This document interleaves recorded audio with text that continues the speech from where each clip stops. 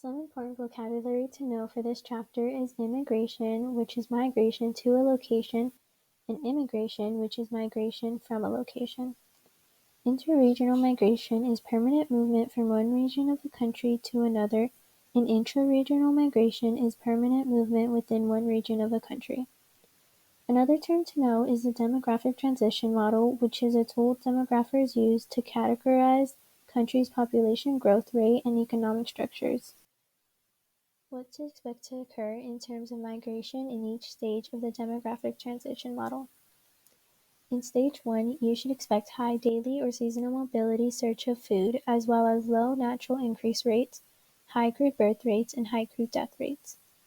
In stage 2, there is a high international immigration and interregional migration from rural to urban areas.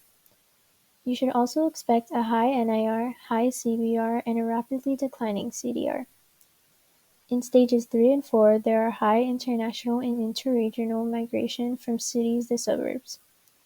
In stage 3, there is a declining NIR, declining CDR, and a rapidly declining CBR. In stage 4, there is a low NIR, CDR, and CBR.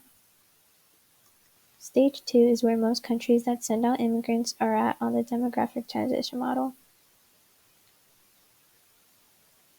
Ravenstein's 2 laws of migration. The first one states that most immigrants only go short distances and stay in the same country. This represents internal migration. The second law states that others go long distances and favor big cities. This is an example of international migration. Some reasons for leaving an area or country can be classified as push factors. There are two types of this, which is voluntary migration and forced migration. Voluntary migration is mostly influenced by economics, such as more income and lower prices. Forced migration is heavily influenced by political and environmental factors like less natural disasters and more freedom and equality. These movements cause global migration patterns. Some patterns you are likely to see are migrants from countries with low income and high natural increase rates. Most of these migrants are from developing to developed countries, which tend to be the more wealthy ones.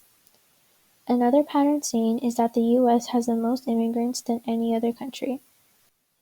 This graph shows where immigrants came from during a specific time and why. Some reasons for these movements are the California Gold Rush, American Civil War, World War I and II, and the Great Depression. According to the graph, the event which caused the most immigrants to come to the United States was World War I. Up until the year 1930, most of the immigrants came from Europe. After that time, most of the immigrants that came to the U.S. shifted from Europe to Asia. As of recent years, China, India, and the Philippines have sent out the most migrants from Asia. Most immigration from the U.S. comes from Asia and Latin America rather than Europe. The increase in immigration from Latin America to the U.S. was caused by the 1996 Immigration Reform and Control Act.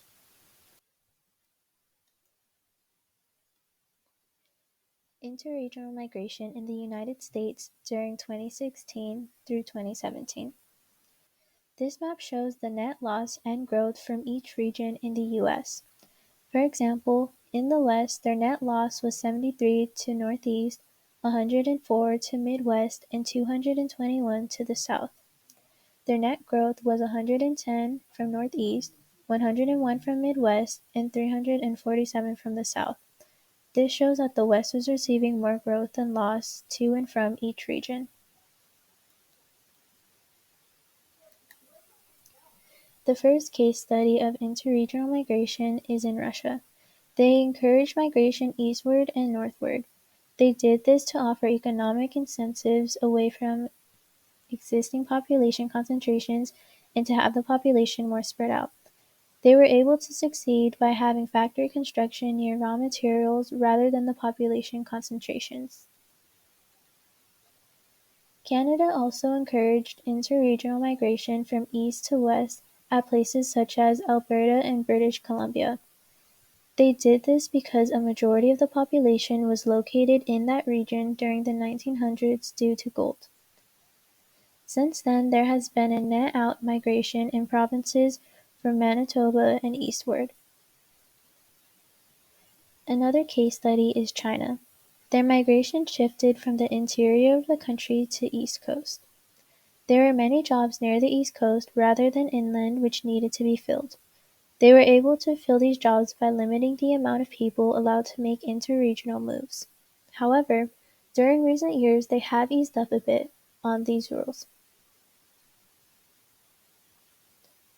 The last case study about interregional migration is Brazil. They had a smaller population inland compared to the population by the oceans. This was due to the amount of attractions located by the coast. They were able to fix this problem by moving their capital from Rio de Janeiro to Brasilia. Some terms used to describe different types of migration are urbanization, which is migration from rural to urban areas. An example of this is in the US during the 1800s as part of the Industrial Revolution. Another classification is suburbanization, which is migration from urban to suburban areas. In the US, nearly twice as many Americans migrate from cities to suburbs every year. The last term used to describe a type of migration is counter-urbanization, which is net migration from urban to rural areas. An example is Rocky Mountain states, such as Colorado or Idaho, which have experienced net in-migration. Key issue 3, why do people migrate? So there are 11 Ravenstein laws, and they can be organized into 3 groups. The distance that migrants typically move, the reasons why people move, which is because of economic, political, and environmental reasons, the characteristics of migrants, and how they're mostly male, more recently female, and that they're adult individuals from ages 20 to 39, and families with children are less likely to migrate. Push factors are factors that make people move out of their present location. Pull factors make people move into a new location. And pull and push factors cause migration. Intervening obstacles are environmental or political features that hinder migration. And this can cause step migration, which is migration that follows a path of a series of steps toward a final destination. Remittances are a transfer of money by workers to people in the country from which they emigrated from. In this case, the pull factors are the refugees, internally displaced person, and asylum seekers. These are 3 types of people who are forced to migrate because of political reasons.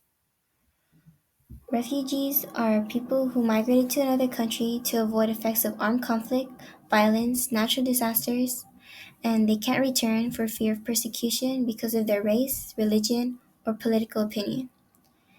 IDP, or internally displaced person, are people forced to migrate with similar reasons to refugees, but they don't cross an international border. And asylum seekers are someone who migrated to another country to be seen as a refugee. And an example of a push factor is the Trail of Tears, because of the Indian Removal Act, which pushed them to go to a reservation in Oklahoma.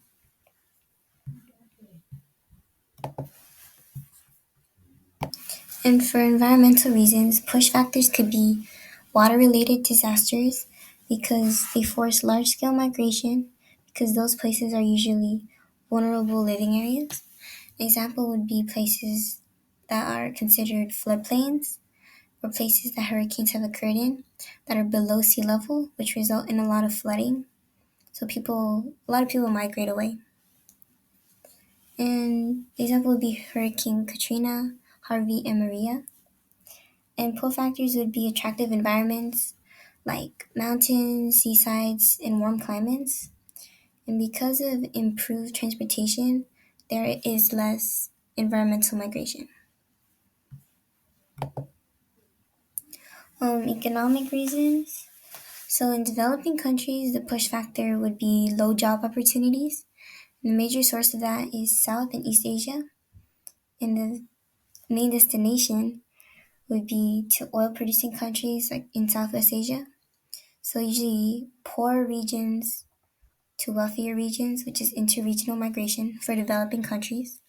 In developed countries, the pull factor would be more job opportunities, and the main destination would be the US or Canada because they offer prospects for economic advancement. And the picture is an example of migration to and from India, 2017. So from developing countries to developed countries. Key issue 4. Why do migrants face challenges? Unauthorized immigrants are people entering a country illegally without proper documents. A quota is a law establishing a maximum limit on the number of people who can immigrate into a country. Brain drain, which is a large-scale immigration by talented people to make better use of their skills in another country. Family-based migration is migration of people to a specific location because their relatives previously migrated there. Guest worker is a term used for people temporarily migrating to wealthy European countries for higher paying jobs. Circular migration is the temporary movement of a migrant worker between their home and host countries in search of employment. There are 4 types of immigration policies: to maintain their current level, to increase their current level, to reduce their level, or have no policy at all. And most countries have legal restrictions and immigration policies that allow some types of immigrants.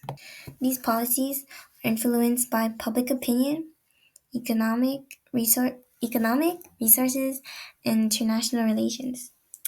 Immigration policies contribute to brain drain. And the U.S. Quota Acts. So quotas restrict and encourage certain regions of migration.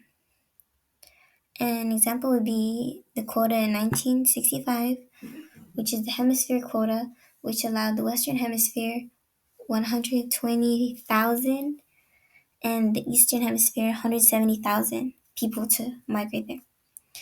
So the quota of 1978, which was a global quota, which allowed 290,000 people, and so each country can have 20,000 people, but these quota acts don't apply to refugees.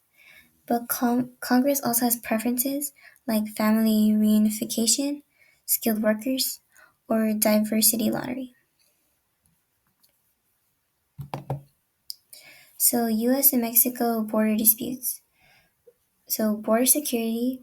So this is all Americans, like their opinions. So most wanted like a more effective border patrol. Others said that it was a waste of money. And the workplace. So most people supported unauthorized immigrants' path to citizenship because they take unwanted jobs. And civil rights, some favor verifying legal status, stopping them, verifying them, and others say that it violates their civil rights. Local initiatives, so most people agreed or wanted to allow them to find unauthorized immigrants, and they said that was the federal government's job and not the local government's job. And some also wanted stronger immigration law enforcement. So, European immigration. So, guest workers were protected by minimum wage laws, contracts, and government programs. And the term guest worker was used mostly in 1960 to the 1970s.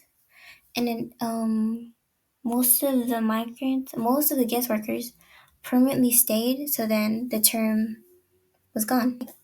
And their anti-immigrant attitudes was that political parties blamed migrants for crimes, unemployment, and high welfare costs, and they also feared that their cultural traditions in their country would disappear.